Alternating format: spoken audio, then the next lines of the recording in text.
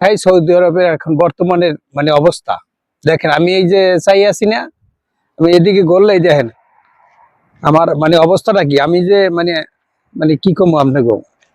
এখন কিন্তু বিকাল 5টা, মানে আমার ওইদিকে যাওয়ার মতো কোনো রাস্তা নাই, ঠিক আছে, কারণ সূর্যটা ওদিকে, তো ওদিকে যাওয়ার মতো কোনো রাস্তা নাই, ঠিক আছে। এটা হলো মরুভূমি, ঠিক আছে। এই দেখেন, তাই যারা বিদেশ আইবেন খুব চিন্তা ভাবনা করে আন ভাই, বিদেশ সুখ নাই।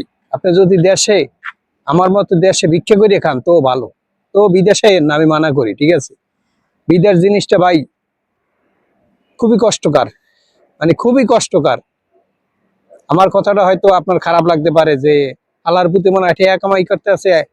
ভাই টেয়াটা বড় কথা না, আসলে হলো সুখ। আপনি এই দুনিয়ায় বাঁচবেন কয়দিন?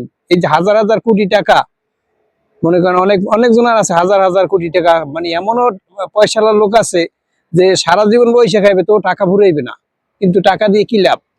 আসল সুখ কিন্তু আমার মতে আপনি বিদেশ না আসিয়া দেশে বইয়া একটা ব্যবসা বাণিজ্য করে করেন, গার্মেন্টসে চাকরি করেন, ভিক্ষা করেন, 5 ওয়াক্ত নামাজ পড়েন, খান বান আল্লাহ আল্লাহ করেন, এটা বেটার।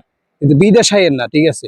এই দেখেন না সুদানের প্রতি আমার আনছে, আমারে কিন্তু আমার আপন লোকই আছে সুদানের প্রতি এসির কাম, এসির ভিতরে কাম, ডাইরেক্ট কোম্পানি, সৌদির 1 নম্বর কোম্পানি। এখন এই দেখছেন কোন জায়গায় আছি, এই যে এখানে কোনো কোম্পানি আছে, এই যে দেখাই আপনার, এই যে ঘুরেই দেখাইতেছি, এই দেখেন সব মরুভূমি, দেখছেন এই সাপ্লাই নিজস্ব লোক, নিজস্ব লোকে আমার ক্ষতিটা করছে, ঠিক আছে।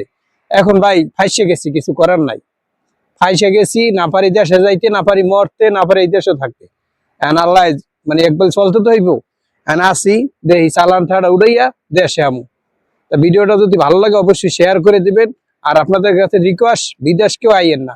যদি একবারে আর কোনো মানে ইচ্ছে থাকে তাহলে ভালো লোকজন ধইরা তারপরে আসেন, কিন্তু সাপ্লাই কোম্পানিতে আইয়েন না, একবারে মরে যাবেন গা।